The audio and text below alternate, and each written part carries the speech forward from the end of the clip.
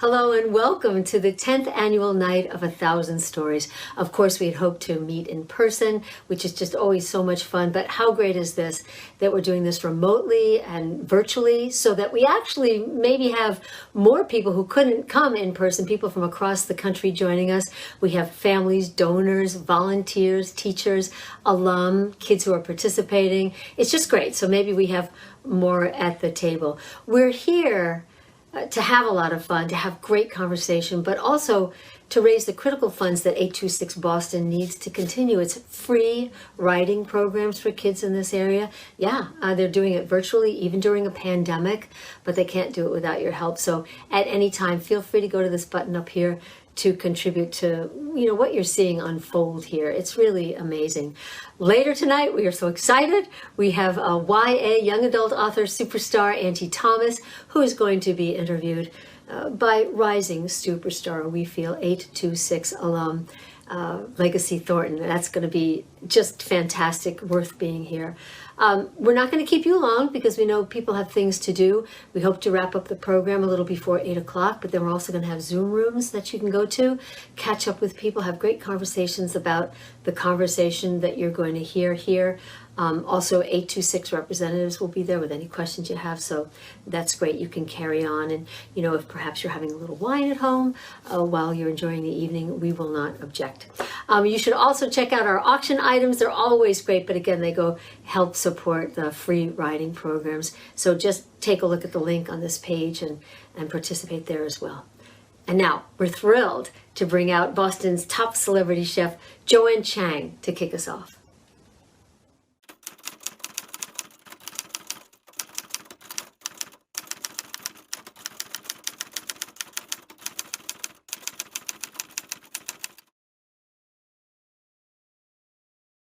Hello everyone, welcome. My name is Joanne Chang. I am the chef and co-owner of Myers & Chang here in Boston, and I am beaming in from the bar at Myers & Chang. We are open for takeout and patio when the weather's nice, although it's raining right now. Thank you, Robin. I'm so excited to be here with all of you tonight to celebrate 826 Boston and the incredible work that they do with all of the students. What an amazing youth writing organization, and I'm so proud to be a part of supporting them and thanking you to also support them. So we are going to spend a little time together to create a cocktail, a drink to toast to them. You should have gotten the email earlier with all of the ingredients, and now let's make our wonderful drink. So we're going to start off with some pineapple vodka. And if you want a non-alcoholic version, you can skip the vodka and just do a double shot of pineapple juice. So I put in pineapple vodka, pineapple juice. Then I put in, this is Thai basil. It's a really beautiful basil. Smells amazing. I'm going to tear all of this up so that I can get all that great aromatic flavor from the Thai basil. I'm going to put that in there with the pineapple vodka and the pineapple juice. Now I've got ice. This is so fun. Okay, so now you take this, just like that. Remember cocktail? Oh, shoot. You gotta shake it really good. You want it really frothy. Is that good enough? Did I do enough? Okay, I got that okay from our team. Whoa, that looks amazing. Now, hold on. Take your cup. If you have this fancy strainer, use it. It goes like that. And then you're going to pour this wonderful, delicious, beautiful, frothy drink. Just like that. And for a final touch, you're going to take one more piece of Thai basil, smash it in your hand, lay it on top, and voila. So let's all raise our glasses and toast the incredible students of 826 Boston. Thank you all so much. This is such a challenging time for everybody, and the fact that you are still supporting us really means so much. We need to help these young students as they continue pushing themselves in communication and writing. So let's give a toast to all the amazing students and teachers at 826. And now for some other people who are going to be talking to you tonight. Thank you. Bye. I love that 826 is a community of creativity. Whether it's zines or chapbooks or college essays or more, 826 is a foundation for words that connect hearts and minds through any distance. There's such a wonderful community. Everyone I've worked with has always been so helpful and kind when it came to my writing, and it's really helping me become a better writer. One thing that I appreciate about 826 Boston is the power they have for students to write their stories and share their voice through writing, which is a really powerful tool.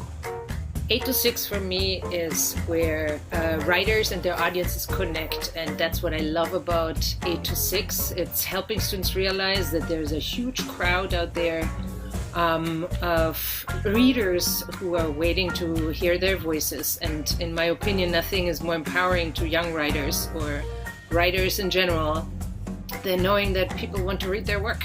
It's such a supportive and helpful community. It's a community where you can be yourself. 826 is a great place because everyone there is kind, patient, and generous. We love 826 Boston because of all the amazing student writers who write our favorite books. Soybean's favorite is And Lester Swam On, and our whole family enjoys We Hope You'll Visit when we walk around our neighborhood in Fields Corner. I love 826 because as a student, they helped me to discover my voice. And as a former staff member, I was able to help other students discover theirs. I can think of no other year in which it has been so vital and critical to have an outlet, to have a safe space where you can go to share your hopes, your dreams. While 826 Boston is working through multiple avenues to provide support for students during this pandemic, I personally saw the impact that the College District Bootcamp had on students when I worked as a tutor this past summer. The kids and their college essays are what I love most about 826 Boston. That moment when we find the nugget of truth or that beautiful image that they've written. Tamar had one, Andrea had one, Ray had one, they all do. I'm currently volunteering with 826 Boston at my former high school, Jeremiah Ebert High School, helping the students with their college essays. I'm grateful to be back and offer help, just like I got help when I was there as a first student in the writers' room. Thank you, 826 Boston, for everything that you do. Thank you. Thank you. Thank you. Thank you. Thank you. Thank you. Thank you, 826.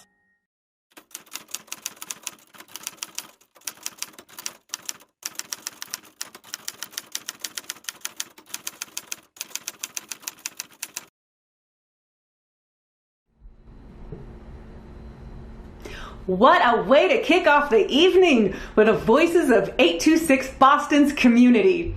Now, my job right now is to tell you a little bit about what you can expect tonight at 826 Boston's virtual Night of 1,000 Stories. First off, I want to share with you that we are literally live right now, me and you, which is super cool in the terms of this whole new virtual world. But having said that, what it means is that there might be a 30-second delay from your bids to the screen. But don't stress, we're just still receiving those donations and bids in real time. It just takes a second for it to show up on the screen. And we also wanted to let you know that your credit cards will not be charged immediately. So if you'd like to make a pledge, please do so now online and help us reach that goal of $125,000 tonight. And we are going to follow up with you afterwards to confirm your payment. So that means if you'd like to make a pledge and then pay with your donor advised fund later, that's great. Please just indicate your donation amount on the donate link. And when we contact you after the event, you can just let us know that you'll be paying that way. And of course, you can pay by check too. Now, after the event, you're going to have the chance to enter one of the Zoom breakout rooms. And you've definitely already received an assignment for that meeting, which you're in, either A or B. And you can find those links in the site below the feed. Now, some of you might not want to join a Zoom room afterwards, and that's just perfectly okay too. So, to wrap it up and to remind you that you're going to watch the show live right here, right now on this site where you are. And then after the event, I'm going to instruct you to click your assigned meeting at the link below. But you don't got to worry about that right now. Now, let's just have fun by kicking off the live auction. So, friends, let's go to your phones, to your tablets, if you've got a window open on your computer, whatever it may be. I'm going to click the link that they sent me, and it's going to take us right over to that bidding platform, and you can check out the first item with me. This is a long weekend in Londonderry, Vermont. This is great. This is going to be a wonderful party for you. This sleeps 8, so you could maybe bring 2 families or a huge group of friends. And here's some fun stuff about it. Okay, it sleeps 8. It's right next to the mountains. It's 2 miles away from Magic Mountain. You can even see the slopes from the house. Maybe even from when you're kicking back in the hot tub, which they totally have there for you, in this exquisite private home. Also, what's awesome is that they've expanded the expiration date of this to the end of 2022. You know, like when we have robots and flying cars for everybody. So at the end of 2022, you can still go skiing there. So that means you've got 2 winter seasons to choose from. See, what else can I tell you? It's 3 hours away from Boston. It's online. People have been looking at it for a few days. You don't have to go in the winter. You can go in the summer. There's a pond there. You can go swimming, kayaking, canoeing, biking. You could go in the spring when it's mud season and consider it like a writing retreat. You know, you could pretend you're Emily Bronte out on the moors. It's a wonderful, wonderful, wonderful way to give to 826 Boston tonight. You give us the donations. You bid high. You bid often. The money goes straight to the 826 programs, and you get to have a long weekend in Londonderry, Vermont. So again, this has been online for a little bit. It's been bid on, so keep bidding. We started at 500. Let's see where we started and where we're going. Started at 500, then it went to 750, then 1,000, then 1,250, then 1,525, then 1,775, then 2,025, then 2,275. Now we're at $2,525. We're at $2,525. So let's bring it up an easy $200 right now. How about $2,725? Do we have $2,725? Let's bring it up to the next bid. Let's see what we got out there. Come on, guys. Let's keep bidding on this one. So our top, we're at $2,775. How about $2,975? How about $2,975? Barbara is our top bidder right now. Greg, come on back in. You've been overbid here, Greg. So come on back in from the kitchen with your cocktail. Bring 2 if you need to, Greg. Come on back, because we know that you want to go to the Green Mountain Getaway. Friends, it's not available for Christmas, but what it is available for is a Christmas present.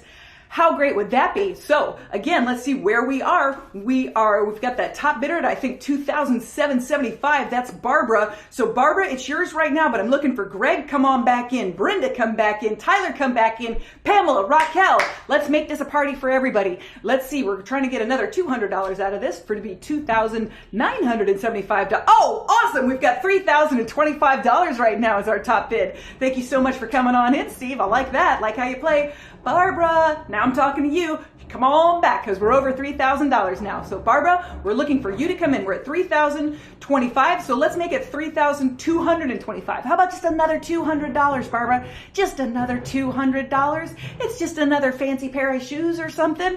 Oh, come on. Surely it's worth it to you for another $200. Barbara, Greg, friends, I'm talking to you. We've got Steve in at $3,025. I'm looking for $3,250 because we've got Steve, $3,025 going once. I'm looking for $3,225. We got $3,025 going twice. I'm looking for $3,225. Yes, did we get it? Did we get it? Did we get it? We're at $3,275. Oh, fantastic. All right, it went up another $200. Let's do it again. Let's do that again. So it's $3,275. Let's make that $3,475. $3,475 is what we're looking for. $3,475. Let's come back. Oh, $3,525. Awesome. Yes, Steve, that's the way to play. Let's get competitive here. I'm sure you're all very chill and not competitive with each other as friends, but now's the time to let go of that. We're at $3,525. I'd like to get to this $3,725. Do we have $3,725? Come on, let's be competitive and throw in another did I see $4,000? We saw $4,000, $4,025 from, I think, is it Michelle? Oh my goodness. Or is it Michael? No, Michelle at $4,025. So let's go for $4,225. We have $4,225. So we got $4,025 right now. Again, this sleeps 8 people. This is skiing. This is summer activities. This is it. Oh, whoa, we got 4,275, Steve. Love how you play, like I said. We've got 4,275 right now. I'd like to get it to 4,475 right now is my next one. Or just keep bidding. Just keep bidding. Don't let me stop you, but I'm looking for 4,475. Do we have 4,475? Say yes. Say yes to 4,475. Say yes to 4,475. Michelle, come on back in. Greg, let's go, let's go, let's go. Come on. We got 4,275 going once. I'm looking for 4,475. We've got 4,275 going twice. I'm looking for 4,000. Oh, yes, we got $5,000. Let's keep going. How about 5,250? Do we have 5,250? Say yes to 5,250. Say yes to 5,250. This is a long weekend with 8 of your best friends or family, and maybe that means the same thing. We're at $5,000 right now. I'd like to get it to 5,250. Do we have 5,250? 5,250 is what we're looking for. We got 5,000 going once. I'm looking for 5,250. We got 5,000 going twice. I'm looking for $5,250. Or this one is going to be closing out. And we've got a few people who are right in there trying to get that last bid. But somebody is going to go home. Let's see who it's going to be. Somebody gets that long weekend destination in Londonderry, Vermont. And it looks like it's going to be Steve Rosenberg for the win. Yes. All right, congratulations to you. And if you didn't get that item, please look at the next 3 items because there's more fun trips to bid on. Now, this next one that we've got is a party. This is great. This is a not so wimpy party. So this is really fun because this is a Diary of a Wimpy Kid themed party for 10 children. Or you don't have to be an actual child. This could be for 10 inner children. You can throw it for yourself and your friends if you like. So this is going to be for 10 people. What I love about this is it solves what do you do during COVID for a birthday party? Holy cow, do we have the answer for you. So this is pretty unique. You're going to get all the party stuff. You're going to get, party favors and sundaes and treats and all that kind of fun stuff. But the really compelling thing about this is you're going to get a virtual studio tour and Q&A with Jeff Kinney, which is very special. And then for all of the people who are attending, because this can be a virtual party, you get a signed copy of his newest book, The Getaway. And that's a signed copy for all 10 attendees. And again, if it's your children that are going to be attending this, how fun to start them off by appreciating an author signed book. It's so special. That would be really cool to kick them off with that kind of tradition. Anyway, let's see, what else are you going to get? Just unending respect from your kids and jealousy from the other kids' parents that they weren't here to get this. So go online, throw in your bids right now. Like I said, you're going to get drawing themed party favors. You're going to get JP Lick's Sunday spread or some sort of virtual party replacement.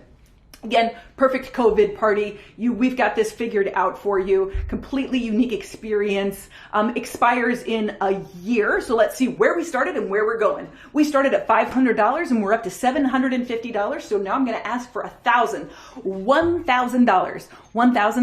So that's just $100 each for the children to be able to talk to an author and to be inspired by somebody who's writing the books that they love and that they hold dear. So you're at $750 right now. I'd love to go to $1,000. Do we have $1,000 out there? $1,000, because we are all in the midst of the dog days of the quarantine. Who knows what to do for a birthday party anymore? I mean, heck, I've got a birthday party coming up. I would do this, because I mean, what a rare experience for your friends. What's something different to shake things up during this weird period of time that we're in. So again, we're up to $750 right now. I'd love to get it up to $1,000. Do we have $1,000 for this unique experience for a children's birthday party during the pandemic? Like to get it up to $1,000. We got $750 going once. I'm looking for $1,000. Let's go $750 twice. I'm looking for $1,000. Or this one is going to be closed out.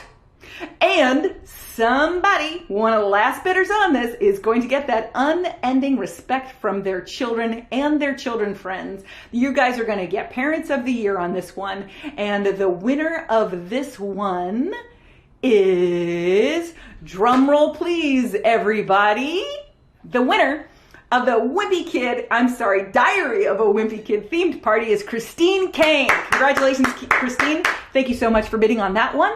Okay, friends, we've got 2 more live auction items ready for you.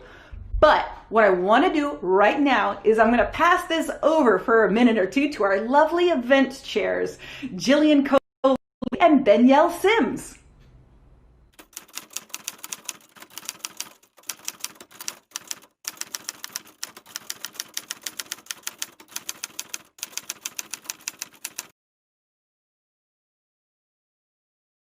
Hi, Gillian. Hi, Benielle. It's nice to see you this evening. Thank you, Zan, so much, and Joanne also for kicking off the festivities tonight. And what a moving video presentation that was. I'm always so inspired by how many lives 826 touches. So hello, everybody. I'm Gillian Kohli, and I'm the president of the board of 826 Boston and one of the co-chairs of this evening's Night of 1,000 Stories.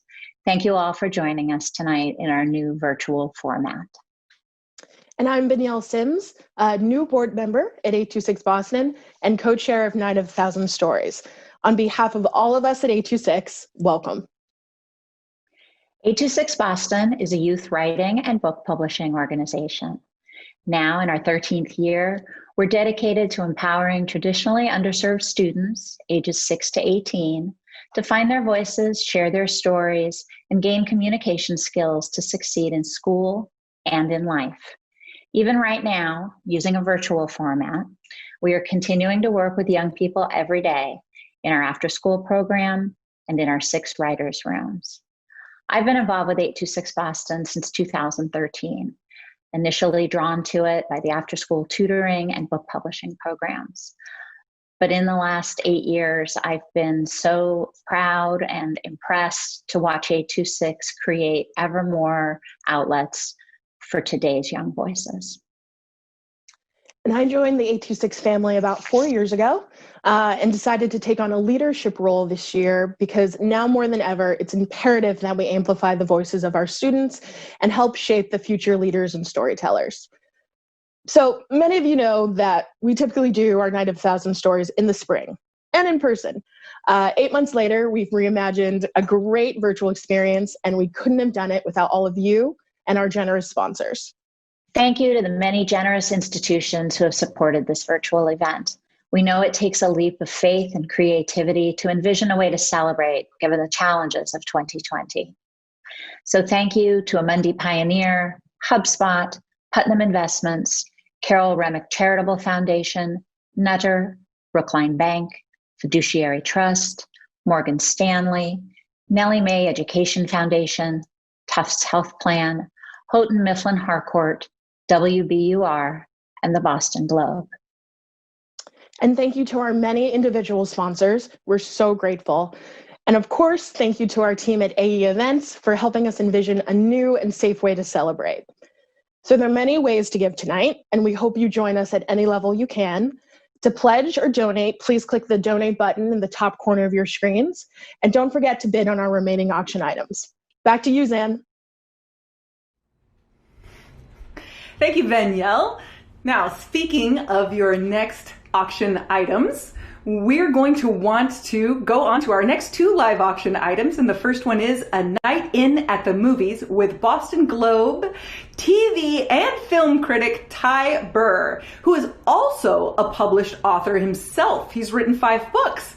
So this one's going to be fun because you're going to be able to consult with Ty on the movie that you're going to watch, or maybe it's part of a series that you'd like to watch, and you're going to watch a virtual party with your friends, followed by a discussion with Ty Burr, and then he's going to join you at the end to discuss. So what's also fun about this is that everybody in your party is going to get sent 12 packs of Sam Adams beer. Of course, that's for a local delivery, if that's okay with you.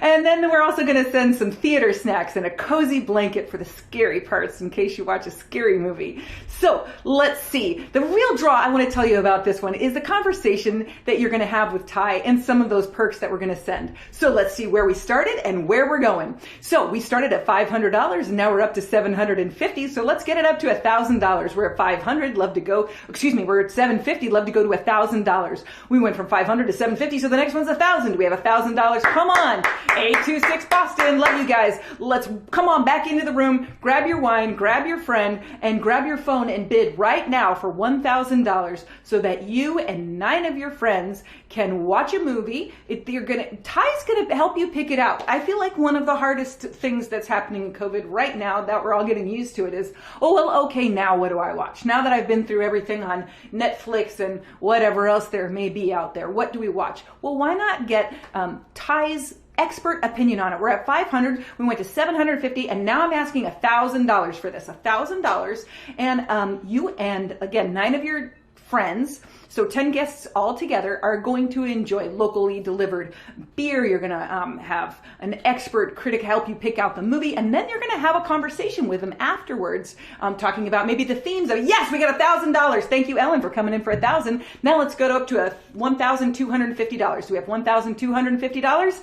Janet, let's come back in, $1,250. Allison, how about $1,250 from you? And again, don't think about the prize that you're getting, even though it's awesome, and the real draw is the conversation that you're going to be having afterwards with your friends and Ty. And I want you to think about this money going to 826's amazing programs, and the need is, of course, doubled during the time of COVID. And the weird silver lining is that we get to reach more children, but that means we need more help. We need more support. That's what we do, is support the children to bring out their artistry. So we're at $1,000 right now. I'd like to go to $1,250. Do we have $1,250? Got $1,000 going once. Love to make it to $1,250. We've got $1,000 going twice. Love to make it to $1,250. All right, we are going to close this one out, and I'm going to be able to tell you who's going to get to have a phenomenal conversation with Ty Burr and 9 of their closest friends after enjoying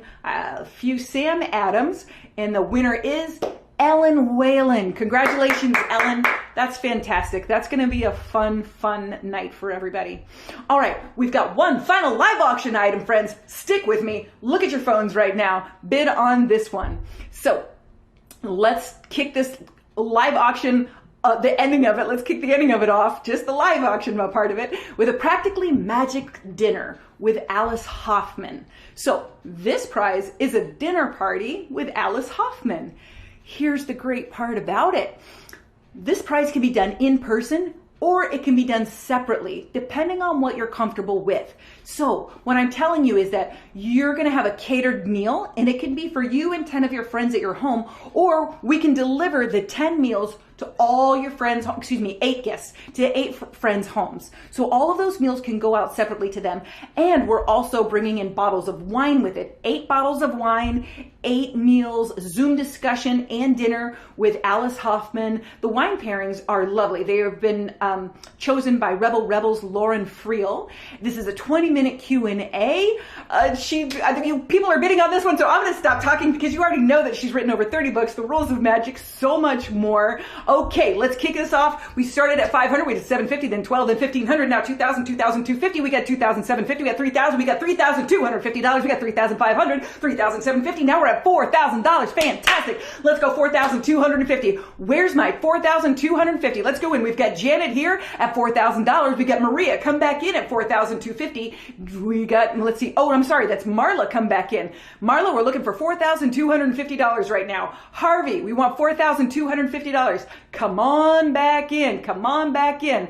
Let's see. We're at 4,000 right now, looking for $4,250. $4,250 for, again, you can create this any way that you like it. If you'd like to have just half of the party at your house, and half of them can be in their own homes. We can send those catered meals out to those friends. We can send those bottles of wine out to those friends, and everybody can be a part of this 20-minute Q&A with Alice Hoffman. Yes, we're at $4,250 right now. Let's go $4,500. Were you at $4,500? Let's go $4,500. Thank you for coming in, Marla. Janet, you've been outbid, my friend.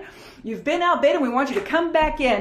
Come back in. Let that competitive spirit shine through during this event, just for the spirit of 826 Boston's children, for the students. We've got $4,500. Yes! Let's go 4,750. How about 4,750? Do we have 4,750? Janet, come back in. Marla, come back in. Where are you? Harvey, come back in. We're at 4,500, I believe, right now. We're looking for 4,750. Yes, we're at 4,500 right now. I'm looking for 4,750. We got 4,500 going once. I'm looking for 4,750. We got 4,500 going twice. I'm looking for $4,750, or this one is going to be closed out. And somebody, as I was going to say, going to go home with this package. We're not going home with it. We are bringing it to you. We are bringing you catered meals. We are bringing you bottles of wine, and we are bringing them to Marla Felcher for $4,750. Amazing way to come in at the very end. That is fantastic. Absolutely fantastic. And I forgot to even mention also, Marla, you've got another item that's coming with this, is that we're going to help you play matchmaker, and you can choose a book for your next book club's party, and we're going to donate 8 copies of a book for each guest. So congratulations. Now, friends, that is the end of the live auction. As I promised, it is not the end of the fundraiser, though. So please keep your phones handy. Keep that phone handy, because we are not done with the fundraising. But right now, I'm going to pass this off to our friend from 826 Boston. She happens to be our amazing executive director, Jessica Drench. And we're going to learn more about the incredible ways that 826 Boston is meeting the needs of students in Boston. I'm going to see you in just a couple or few minutes with more ways to support the great work of this organization.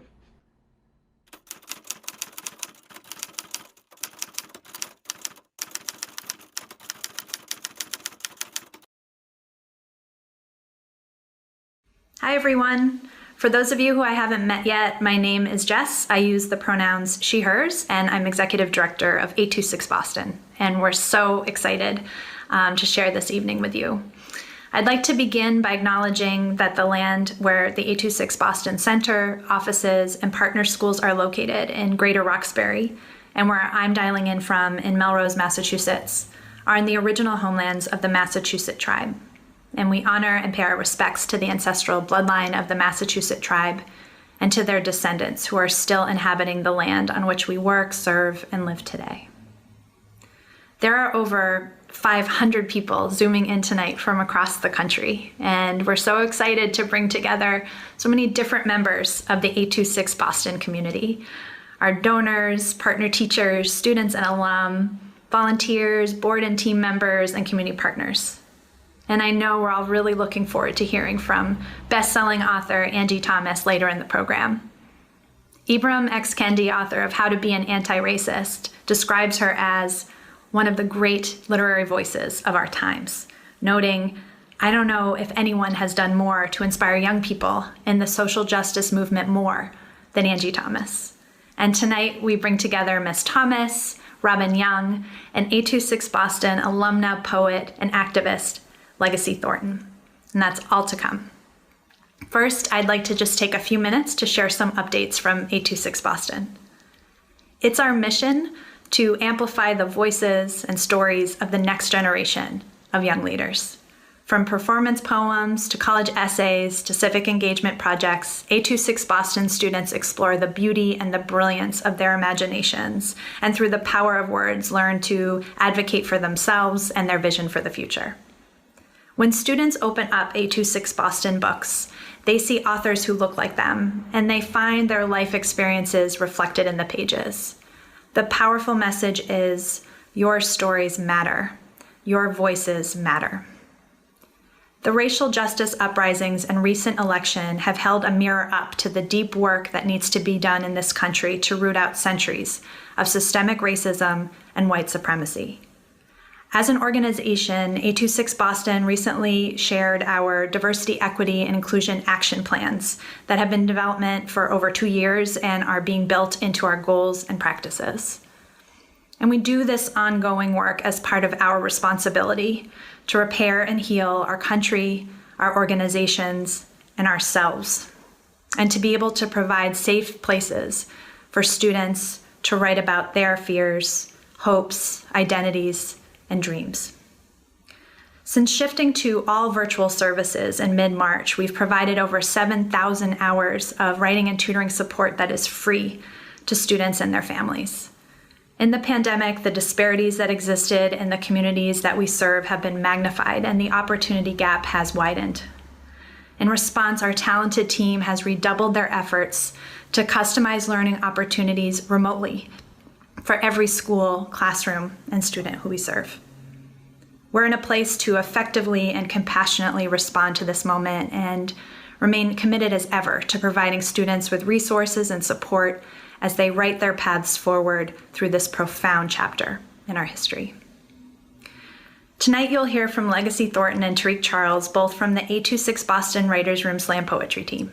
We hired Legacy after she graduated from high school to coach the team at her alma mater, the John D. O'Brien School of Math and Science in Roxbury, where she started coaching Tariq Charles, who you're going to hear from too. And they were both featured in a BBC documentary last year that reached over 10 million listeners worldwide. For me, as a former Boston Public Schools teacher, it is amazing to see students gain confidence in their voices and in their writing skills. But to see them become mentors and teachers themselves and to guide one another on their paths is just, it's the best. It doesn't get much better than that. So it's really my joy to introduce you tonight to Legacy and to Tariq, two talented young artists who are profound storytellers and truth tellers as well. And we also hope that you'll be inspired to support our work this evening. We want to thank all of you for being here, and to those of you who have already contributed, thank you. There will be opportunities to give both during the event and after the event, and it really is what makes all of this possible. So now it's my pleasure to introduce a film directed by Matt Watson and featuring poet, rapper, and 826 Boston student Tariq Charles. I'm Tariq Charles. I'm 18. I go to the John D. O'Brien School of Mathematics and Science. That rhymes, kind of. Yeah. I was born and raised around Boston, Dorchester to be specific. It's cold here. I love writing. I love writing poetry. I love writing raps. I was a shy kid. My mom would tell you, I didn't talk till I was 4. It was hard for me to make friends a lot of the time because I just didn't know how people would relate to each other. I started writing poetry just to help myself through tough situations and get a better understanding of who I am and the world around me. There's so much stuff going on around you. It's it feels like you can't even breathe. I could talk about COVID. I could talk about Black Lives Matter, protests, police brutality, white supremacy. I could talk about all of that, but there's so much going on externally. I think I just gotta focus on myself internally and make sure I'm okay. Because that's a lot of pressure, from the world. COVID allowed me to be grateful. 2020 has been dang, I'm alive, cool. I'm happy because I'm alive. Some of the people, in my neighborhood, they don't really like poetry. They don't like none of that stuff. It just offered me an outlet to meet people that I probably would have never talked to. I would have been scared to talk to, if anything. So yeah, that's what 826 did for me. And also helped me open my mind and put me in a room with a lot of great people. I had a great poetry coach at 826. Shout out Legacy Thornton. Without 826, probably wouldn't be a good poet. I probably would have stopped after middle school. I'm glad that I came to a high school with an outlet for poetry. Meeting up with people that are on this the same wavelength as me, sharing ideas with people. I think poetry is really good on that aspect because it starts a lot of important conversations. You actually go out and perform, and then after, people come up asking questions, and you can build dialogue on all of the stuff that you just talked about and even more. I want to grow the amount of people I can reach, because the more people I share my stories to, the more I can learn. Writing is an escape and a foundation for a conversation. I was just dealing with a lot on my mind from seeing a lot of black people get killed from the police. For me, just seeing black people get killed over and over again, like that's why I wrote this piece, because it was just one way for me to release that negative energy. My people are never complacent, only impatient of Jim Crow's new manifestations. You told our rising sons who were slaves searching for salvation.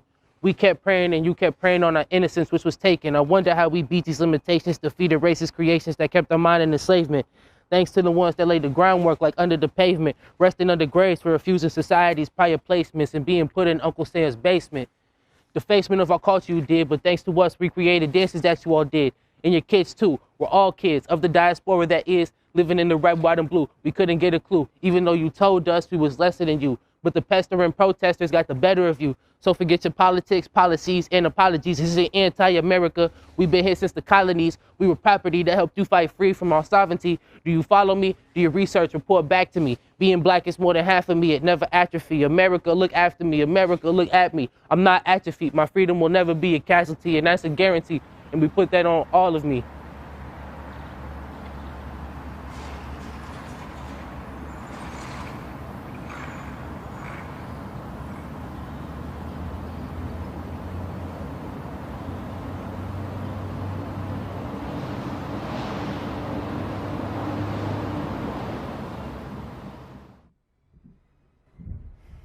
Wow, Tariq, that was just amazing.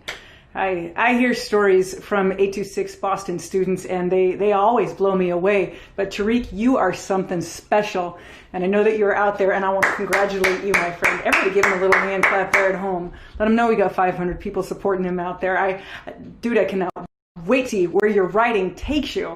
So exciting. All right, look, friends, we would love to be together today, of course. But we're pretty excited that we've been able to include so many of you from across the country. And to celebrate this widening of our audience, we've got a generous donor who's going to match all of the out-of-town gifts tonight. That's right, all of the out-of-town gifts tonight. So everyone from out of town who makes a donation by clicking the link and responding to a text or an email or just mailing a check, you're going to be matched. Now, we also want to let you know that your credit cards are not going to be charged tonight. So if you want to make a big pledge now, do it online. Help us reach our goal of $125,000. And I'm going to start calling out some numbers, but your job is to go into your phone and again, go into your texts, click the link that we have sent you, and pick a donation level there for you. And if you'd like to customize your amount, you can just click donate and that'll work too. So I'm going to ask for some large numbers. I'm going to take it down to $100. I'm going to ask for $10,000 to begin with. If anybody could donate $10,000, that's going to support writers' rooms inside Boston Public Schools. So even now, when Boston students are learning from home, the writers' room team is providing thousands of hours of individualized support to students all over the city. And what do I mean by individualized? I mean that we start right where they are, in a safe place. If they don't feel like jumping into a Zoom call, they don't have to. They can start off mic, off camera, and we can meet them where they are and help bring them out of their shell so that they can unleash their stories and their creativity on us. All right, we're up to $77,000. I want to say thank you to a handful of people coming through. Evelyn Marshall, thank you for your $250. Gretchen May, thank you for your $1,000. Haley McKay for $20. Thank you so much. Christina Mellinger for $1,000. We've got an anonymous coming in for $200, and you're welcome to go anonymous if you'd like to. Appreciate that. John O'Keefe, $250. I love it. So that's $10,000. Now I'm going to go down to $8,260, which is of course a great number for 826 Boston. $8,260. Don't be overwhelmed by these large numbers I'm starting to ask for. Think of it like Desmond Tutu said. Don't be overwhelmed by the world. Just do your little bits of good how you can, where you are, and those little bits of good together will overwhelm the world. And so these little bits of good together, what I'm talking about is our volunteers right here, right now. So we've got more than 600 people typically who support 826 Boston as volunteers every single year. And they support the student. Think of the students. The students are already great. Oh my gosh, we're up to $80,000. Hang on to that note that the students are already great because they are. Oh, we're up to $90,000. I got to thank some people. Okay, Crystal Williams, I see you in for $250. Lots of anonymouses coming in for $20. Appreciate every single one of you. Up to 90. Let's keep getting that to climb on up, guys. Because like I said, these students are artists already. Am I going to compare them to Michelangelo? Yep, I'm jumping into that now, because they are wonderful, talented students. And our volunteers are like, think of them like the scaffolding for Michelangelo when he was painting the Sistine Chapel, right? He just needed a little support. That's what you're doing right now with your grace. Thank you for your $250 with your support. And that support goes to the volunteers, so the volunteers can support them and help them climb up high. So where are we? We're at Elaine, you have $250. Heather Buckley in for $100. Kathleen Burke in for $500. That's amazing. We're up to $97,000 right now, a little bit over that. So let's keep on climbing and keep on moving down the line and see what other donations we can bring in. Leah Cotton in for $100.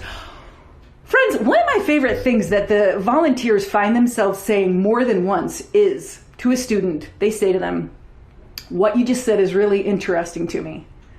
Now, can you imagine if somebody looks you in your eye when you're a vulnerable teenager and actually says that you're valid, what you're saying is worth something, and I find it interesting? Think of the confidence that instills in young students to be able to hear. And it's not just about the writing, not just about the grammar, not just about the poetry, but it's about the confidence that it builds in them and how that translates into the rest of the world. Oh, we're up and over $101,000. This is amazing. Let's keep going down. So that was the $8,260 level. Let's move it down to $5,000. And I also want to thank some people. Virginia Hoken for $2,500. Thank you. Tim House, $2,500. Thank you. Jenny Johnson, $200. Thank you. Barbara Joseph, $250. Thank you. Justin Kang, $100. Thank you. Lisa Katzen, I think, was $100. Oh boy, Elizabeth Kellogg in for $1,000. All right, we're at the $5,000 level right now. You just keep those pouring in, and I'm going to zoom through these levels and tell you these amazing things that 826 does and why I'm so passionate about it. Okay, now I'm going to talk about YLab. It's the Youth Literary Advisory Board. So think project-based learning. That is super key right now. And the projects that are in obviously books, that's the magic of 826, but also podcasts. 826 Boston had their first podcast ever this year called Excuse My Culture. You can check it out on Spotify. So write that down, Excuse My Culture, go check it out on Spotify. So like, this is what I'm talking about. This is the we're up to $109,000. This is awesome. Again, y'all keep pouring this money in because this is the magic that 826 brings. It's to engage students with products like this, like a book or a podcast. This is wonderful. Keep them going in. We're going to move down to $2,500 because we're up to $110,000. Keep them pouring in. Pour them on in. If you've already donated once, you can donate again. Don't let me stop you. Just because you donated once, you can donate again in your brother's or your sister's name, your parents' name, somebody's birthday's name that's coming up. We're at the $2,500 level right now. This is funding after-school writing and a tutoring program. So what's great about this is so much. For one, our volunteers are consistent. So those children are going to meet with somebody who's going to show up for them. And they know who's going to be there on Tuesdays and Thursdays or what day, what have you, you know? They know who they're going to meet, and those people they show up for them. And they find out how they're doing, and if they can't show up, if the students can't show up, they figure out what's up with the student. They go into their reality. They ask them, hey, how come you can't come to these Zoom meetings? So think of it like, if somebody falls into a river, 826 just doesn't pull them out of the river. They go upstream, figure out why they fell in. Because, maybe they're busy. Maybe they're working because they have to help make ends meet for their family right now. Oh my goodness, donations are pouring in. We're up to 117. Let's keep it coming in. Paul Burnham, thank you for your $1,000. Angela Bowman, thank you for $100. Katie O'Brien, $500. Thank you. Another anonymous in for $1,000. Thank you. Heather Buckley, you've got your $100. Thank you right now. Oh, Ty Burr, thank you for showing up with your $500, sir. That's so super kind of you. You're so generous. Marisha, I'm going to say it's Siachia. I'm going to go with that. I think it's $100 or $200. Thank you so much. There's so many coming in. I'm hoping I can find them all. Jacob Cohen in for $100. Keep those donations pouring in. Please, please. We're going to move on to the $1,000 level. I'm going to talk about college boot camp essays right now. I am passionate and on fire about the college boot camp essays. For so many reasons, it means the world. And I'm talking about more than just the writing. Yes, it's about creating the perfect college essay to help them get into the great school and then have a great career after that.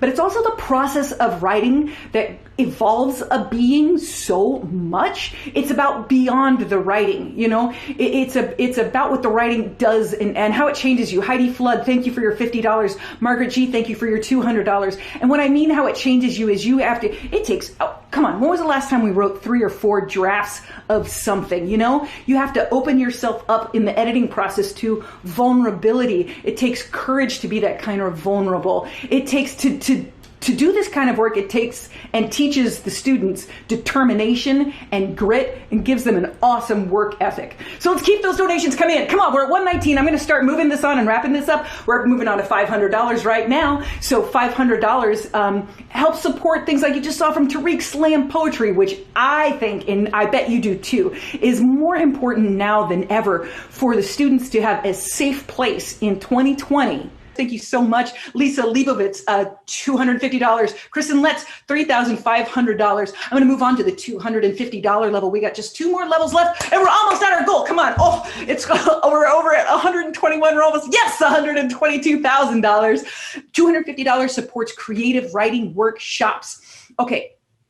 You know a lot of the fundamentals of 826 Boston right now, but what's great about these workshops is that some of them have been moved to the evenings to accommodate the schedules of high school students because they're essential workers for their families. So let's keep going. We're at $122,700 right now. Let's go to $100. $100, they're going to be working on STEM. They're going to be working on playwriting projects. So you guys get your phones right now. I'm getting mine because I don't want to tell you to do anything that I wouldn't happily do as well. So I'm going to click make a donation. And you're going to see how easy it is to go in and make a donation. It's simple. It's easy. Do it right now. I'm wrapping this up. And I'm going to tell you this, that one of the things that we do is we, in these Zoom rooms, we'll ask the children, talk to us about what makes the world a better place and a kinder place and why. These are to second graders, and they say wonderful things like that they can make the world more kind by finding a cure for coronavirus so they can go back to school because they want to learn. Isabella told us that. One of my favorite things is that they said we can stop littering and be nicer to the earth. We can ride bikes and not drive cars much. This is a second grader, Mabel, who told us that. So I challenge you right now to find a way to make the world a better place by picking up the phone. Join them. Join our second graders who have great answers for how to make the world a better place. I know that 826 Boston is committed to the students, and I hope that you too are committed to picking up your phone right now, looking at the options and pressing a button. Okay, that's the end of me for right now. We're up to 123 and then $796. So we're so close to our goal. I know we're going to hit our goal, but I'm going to move on and we're going to keep that. Yes, we're at our goal. Okay, keep our goal. Don't let me celebrate too much. For one, I'm not supposed to flail my arms because it doesn't work out great for AV. So I love you all so much. Thank you for allowing me to be a part of your night. We're going to move on now with a video and an interview by Robin Young, who is interviewing Angie Thomas. Thank you so much.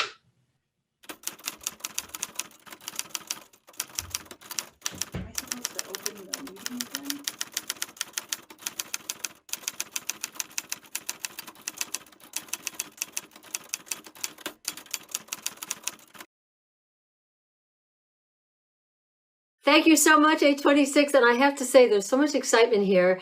Just before we were to come up, Legacy, if I've got this right, you were reacting to Angie Thomas telling you, we've all met before in different events, and Legacy, you were reacting to Angie just kind of casually mentioning that, oh, her mother remembered you.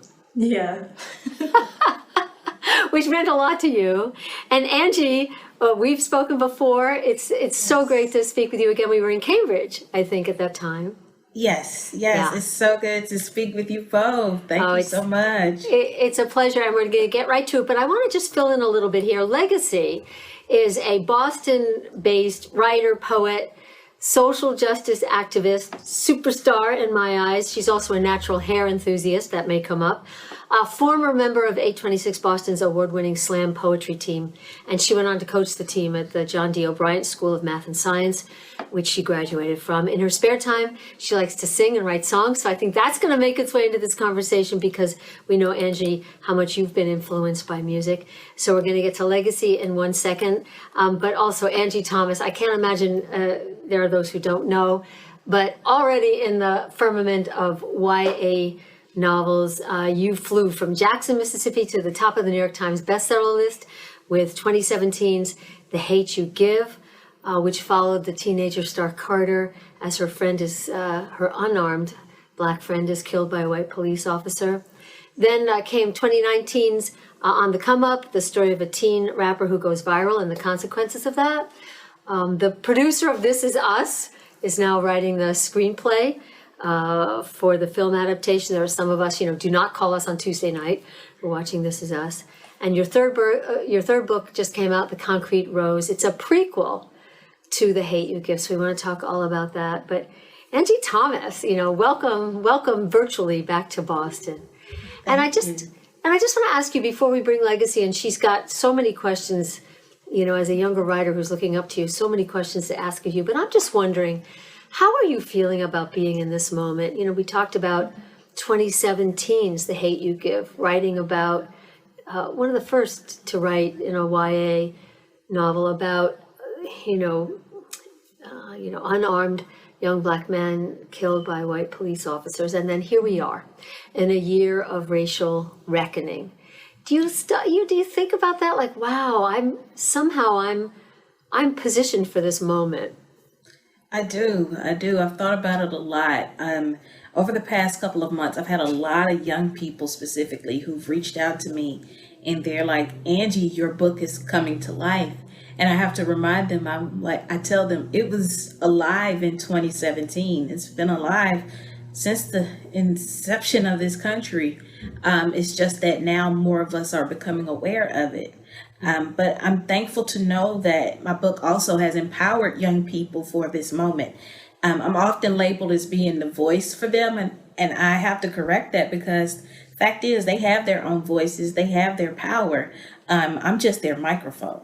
So I'm thankful to know that for this moment, I gave them something to look to for encouragement, for empowerment, to help them remember that there's power in their words, there's power in their voices, there's power in them to change the world, to change movements.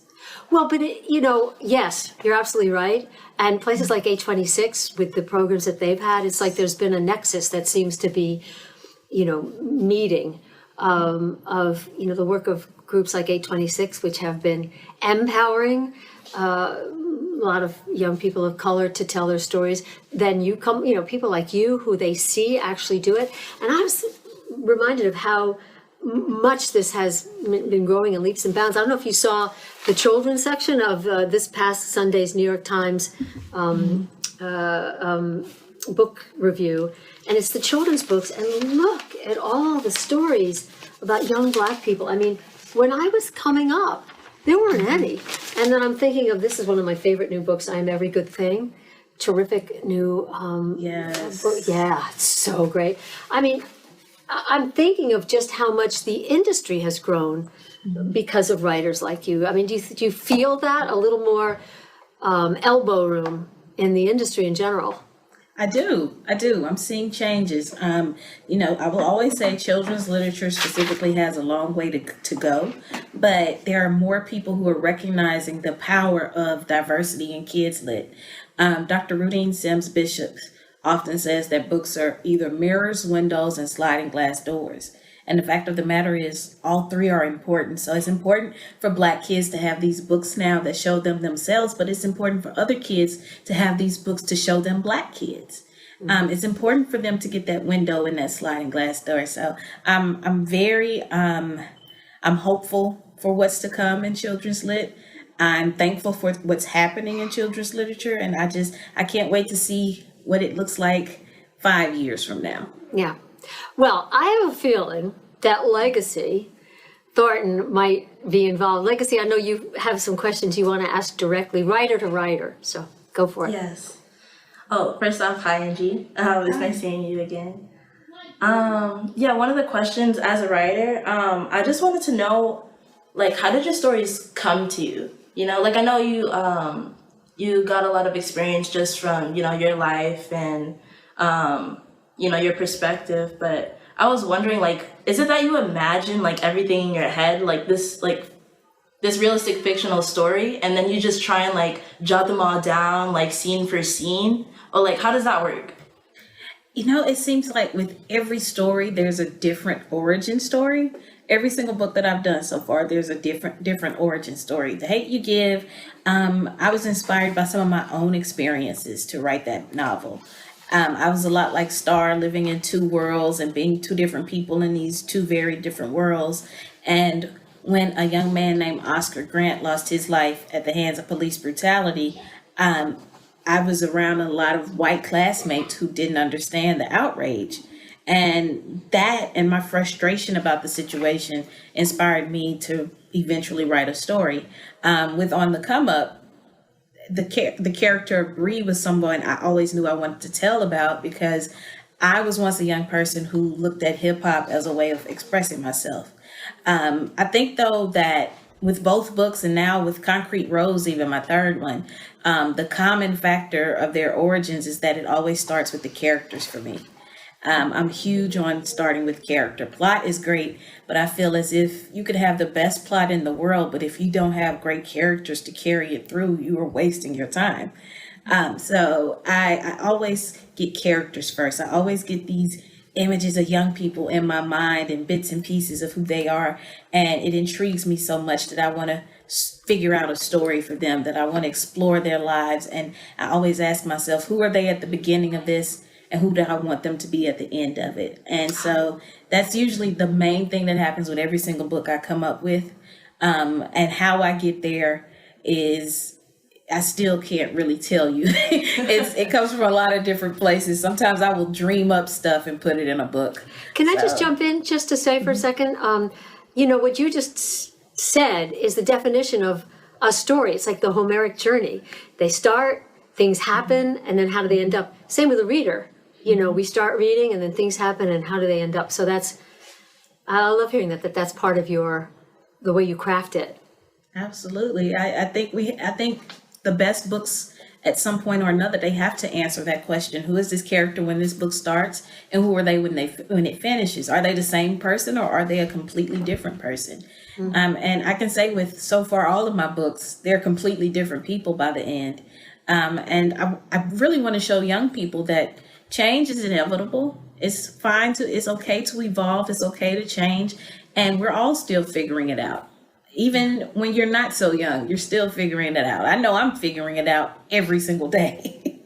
So I hope I'm not the same person next year that I was today. Yeah. Right. Thank you. Yeah. Star, she was in The Hate You Give, she was a very outspoken advocate for her people and like the Black Lives Matter movement, especially when her best friend Khalil died. So what is your position on young Black women being on the front lines when it comes to protesting? I'm very proud of them, but I wish it wasn't necessary. I totally wish. I remember recently someone showed me a picture of this little girl who couldn't have been any more than 8 years old, and she was at a protest for George Floyd. And she was screaming out, yelling, and letting everybody know that his life mattered.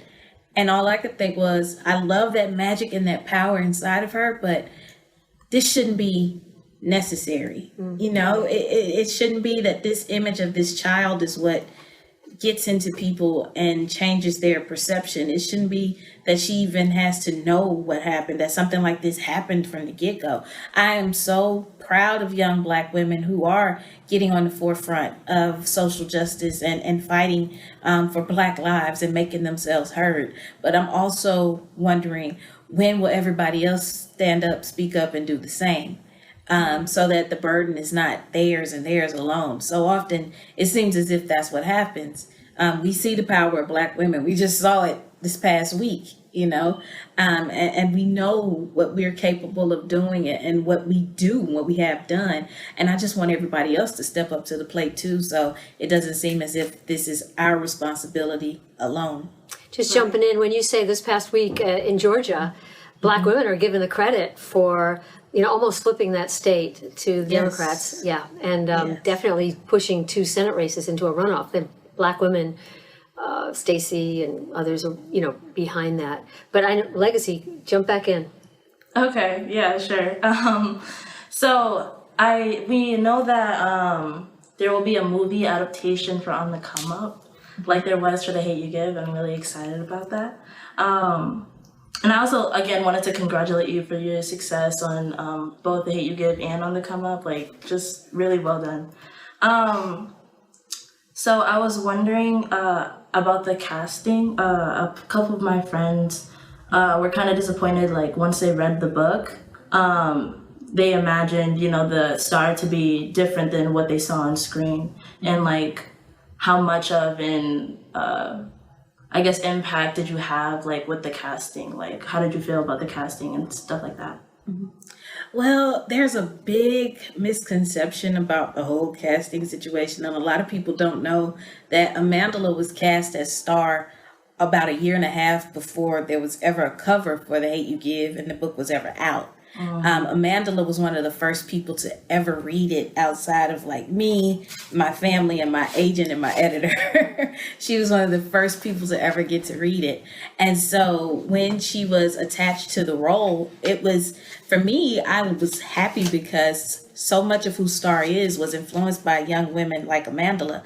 Amandla has been very vocal about social justice and had that whole "do not cash crop my cornrows" thing that came out. So when I saw that, Could you explain that? Could you explain that to? For like, I can say a little bit about it. Go ahead. Yeah, because I love Amandla Stenberg, and I don't think when we saw each other, I don't think I remembered to ask you if you could like tell her like I love her or just like put my name somewhere in there, like But "Don't Cash Crop on my cornrows" was pretty much about cultural appropriation, and a lot of people, like people that aren't Black people, were getting credit for, you know, Black culture pretty much, and like Black hairstyles and what was before deemed ghetto and just not favorable in the workplace was now deemed, you know, stylish when on like white people and such. So Yes. So that was like her entire senior project in high school, and I was blown away when I saw that. And at the time I was writing The Hate U Give, so when the opportunity came, when they were like, we want to let Amandla read it, I was on board 1,000%. So is colorism a problem in Hollywood? Oh, absolutely, 1,000%. In fact, I'm a producer on the Come Up film, and we're making it a priority that we want to cast a dark-skinned Black girl to play Bree. Yes. You know, because we understand the importance. So I still think Amandla did a phenomenal job. And I think that the whole conversation has made Hollywood, if nothing else, take notice and hopefully start to, you know, keep that in mind as they cast roles. But I will say that when Amandla was cast as Star, it was about who Amandla was, her talent, and how so much of her life was reflected in Star's life. So again, the conversations though, I'm glad they're happening. And by the way, here's the cover. I'm just gonna put the book back here so that you can see the cover there. Continue, Legacy. Okay. Yeah. I love the cover. And I was looking like a couple days ago. I was just like, you know, brushing over the books, and it seems like all of your books, like The Hate U Give, On the Come Up, and even Concrete Rose, they have like similar like aesthetics. So I don't know if that was intentional, but I like the way that happened. Yes. I was going to ask. So when it comes to just like on the note of, you know, just paving, not necessarily paving the way, but highlighting like Black stories and just Black conversations, I kind of like group you in with Issa Rae. Yeah, I don't know how you feel about that, but That's an honor. So.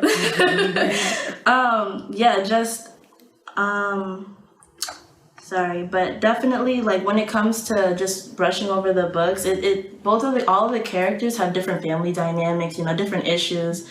And I love how, you know, you purposely did that, you know, and you put them in the same world, but made them completely different, like not even really know each other, just to like highlight the fact that not all Black people are homogenous. And I think that that's really dope. So on that note, I wanted to ask, like, what are some other dynamics you would like to portray? You know, like what are some other like levels you would like to give to Black people? Like I know Issa Rae, she did the she's making it known, like, there are awkward Black girls, you know, there are many different types of Black people. So what are some things you'd like to explore in that?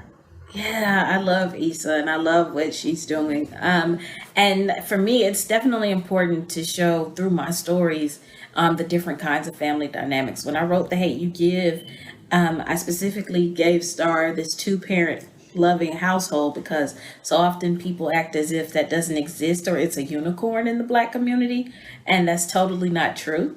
Black fathers exist. In fact, studies show that of all demographics, Black fathers are more involved in their children's lives than any other demographics. And I wanted to show that on page because I felt it was important. And then with On the Come Up, it was kind of done in response to all the people who acted as if because Star had this 2-parent household that made her better than kids who don't. And I wanted to show this young woman who her family it looks different than the quote unquote traditional family. And she has a mom, but she also has her brother and she has her grandparents, and they all are part of her village and in important ways. And we shouldn't take away from that just because it doesn't look like the quote unquote norm. And now, like with Concrete Rose, I get to look at families and the way that the prison system affects them and affects the way that they look. We get to see Maverick at 17 years old as him and his mom, and his dad is in prison. And what it means for him as the child of someone who is incarcerated, the feeling of having a parent that is in your life but not in your life, who you can't just go see at the drop of a dime, and you have to go through all of these things just to get a phone call from them, and all of these hurdles that shouldn't be necessary. So it was important for me to craft that for young people who are dealing with that. But like now I'm working on my 4th book, which is for younger readers, and it's a fantasy novel. And I get to write this young character, this young 12-year-old girl, and her single dad, and the dynamics of that relationship. And it's been fun already. So and anytime that I can show us in different ways, I'm gonna go for it. Anytime that I can go, and even if it's falling into what people may think is a stereotype of a single mom or something like that, I'm gonna give you the reasons why this person is a single mom, or what this family looks like beyond just it being a single mom household, and what this village looks like. Because Black families period, look so many different ways, and we have to stop putting that term in a box and acting as if there's only one legitimate way for people to be a family. Right. Thank you. And yeah, I'm glad that you started talking to us about your new novel, about your new novels and your books and stuff. I think it's really dope. I definitely wanted to know more about I guess going back to your inspiration for your books, especially Concrete Rose. Yeah, I asked my friends on Facebook, what are some questions that they would like to know from you? And so, inspiration for Concrete Rose, and just inspiration for some of the characters, for example, the dad and The Hate You Give. Did these characters, I don't want to say bite off of certain people in your real life, but that. I got you. Maverick has always been a reader favorite of all of my characters, and it's been interesting to me to see the wide range of readers who love him. I get young people who are like, Maverick reminds me so much of my dad, and then I get the moms coming up behind them in the line, and they're like, oh my God, Maverick, I love me some Maverick, I want to marry Maverick. And I'm like, he's a character, but okay. But also people were intrigued by him, because the question was always, how did he become this dad and this man that we see in The Hate You Give, with the things that we know about him? We know that he used to be in a gang, that he used to sell drugs, that he was once imprisoned, and now he's a member of his community who's actually making a difference and owns a business and all of these different things. But beyond that, he's an active, involved, loving father, and so people always were asking me, how did he get to be this? And it made me start to ask myself that. But I think the true inspiration actually came from the film adaptation. Russell Hornsby, who played Maverick, did a phenomenal job in that film. I still think he was robbed of some awards. I stand by that. But he did a phenomenal job. But while we were filming, I was on set for 6 weeks, and I had a chance to get to talk to him, and I got a chance to see him become Maverick. Russell is a phenomenal actor because when he would step on set, he was automatically Maverick, whether the camera was rolling or not. He changed his whole persona, the way he carried himself, the way he spoke, the way he walked, everything, the music he listened to. When he was Maverick, it was different. He truly took that character on. And we would have conversations, and he would ask me things that made me think deeper about my character. And I have to admit, some stuff I answered on the spot. It was stuff I hadn't thought about. And as I was telling him these things, I was like, that sounds good, actually, huh? Maybe I should explore that a little more. And so having those conversations with him really inspired me to write this character's story and turn it into a novel, because I feel as if, one, so many people want to know these things about Maverick, and two, it could be real inspiring for the real Mavericks out there. The real young men who are often written off, and we don't give them nearly enough chances because of one mistake or two mistakes or whatever. I think that it can be inspiring for them and give them some hope, and hopefully also show the rest of us the beauty that really lies within them. Yeah. I want to turn my light on because I'm getting really dark. That happens. Yes. Yeah. You guys can't see my face, so I'm gonna just turn my light on. Yeah. Okay. Ta-da! Yay. Okay, great. So my last question to you, Angie, is we know that you love hip hop and just music in general, and it was kind of there when books weren't. So I was wondering, what song in general would you use to describe or personify each book that you've written? Ooh. Which song for each book? That's a great question. For The Hate You Give, it would probably be Changes by Tupac. For On the Come Up, it would probably be Juicy by the Notorious B.I.G., which I know to Tupac fans, they're like, why would you name the Biggie song? Let me live, y'all. Okay. Or I'd actually go with also UNITY by Queen Latifah. And for Concrete Rose, that one is a little harder. It's hard to say that there's a song. I'd go to the poem, The Rose That Grew from Concrete by Tupac, which obviously inspired the title of the novel.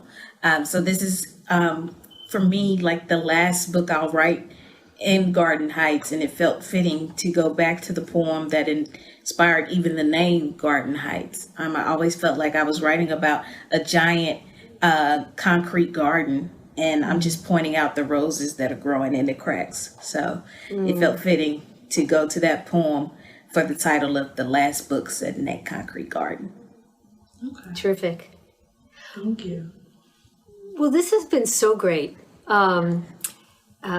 First of all, to hear from Legacy. It was just a terrific writer and someone who's benefited from 826 Boston and is giving back so much, Legacy, with the work that you do. But I just guessed, Angie, did you have anything? I mean, you had a professor who said to you, it sounded like you were doing a lot of code switching, trying to be all sorts of different people, and you had a professor who said, write what you know. And we're hearing from Legacy, who's hanging on your every word. Did you have something what do you think the benefit of something like an 826 Boston, which is giving young people their voice? What do you think the benefit is? The benefit is the investment it's going to make it's making into the future. Organizations like 826 Boston, they are literally helping to craft the next set of leaders of this world. Young people who have voices now become adults who have voices. There's so many people who don't recognize the power that's within them because they've never been told that it's there. And by having creative outlets like writing as a way to make themselves heard, it gives them tools that will benefit us all. So I think had I had something like 826 Boston, I would have benefited greatly. I would have known that I could tell stories, that I could use my voice, that words had power, and that I had the power to use them to craft stories that could change lives. I would have probably written The Hate U Give way sooner than I did. And I just think that we need more of that.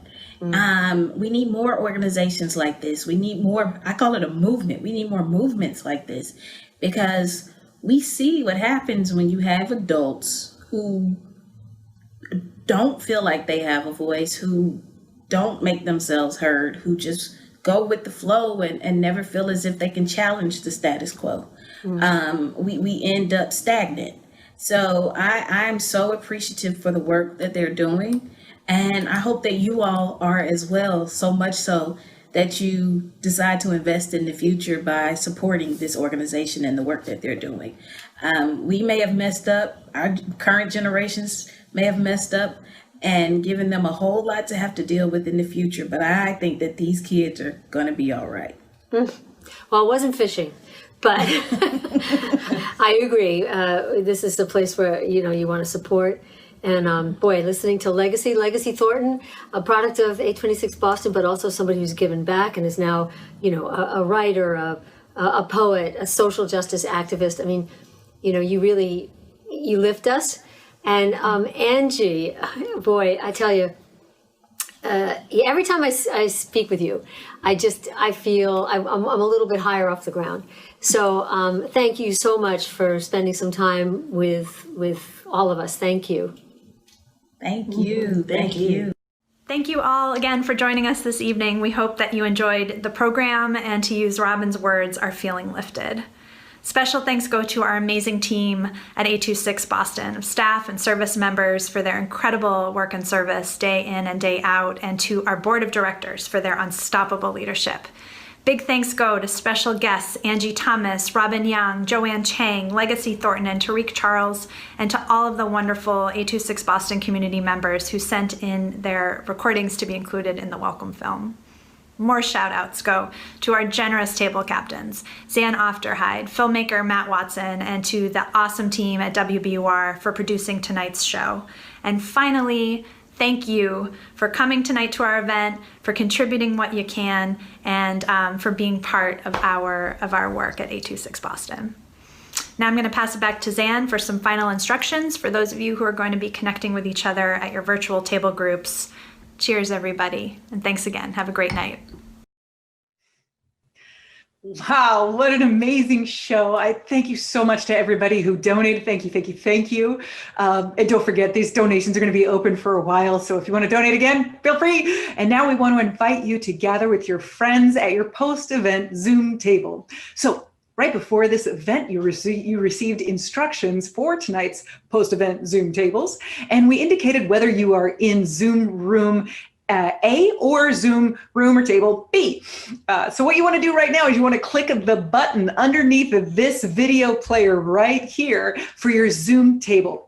And please note that if you did not pre-register for Zoom, you're going to be required to when you click the button for your Zoom table, no big deal. And you've got about 5 minutes to do that because the Zoom gatherings are going to start in about 5 minutes. And anyone who joins in after that might experience a little bit of a delay joining your table. So go ahead and do that now.